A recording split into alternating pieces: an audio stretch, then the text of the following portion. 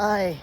So it's a typical work day starting for us is opening the gate of the house and getting ready for the work day. Okay.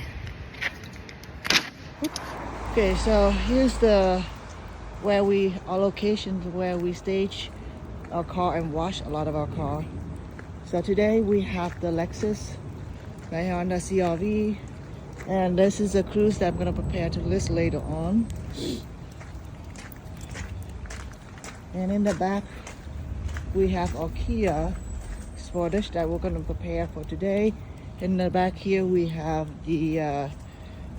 our Chevrolet Voyager that we're going to prepare to clean later on today here.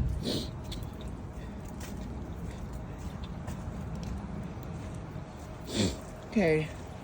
So this is like a power washer, a regular hose, a vacuum over there, more of a hose to wash is more flexible.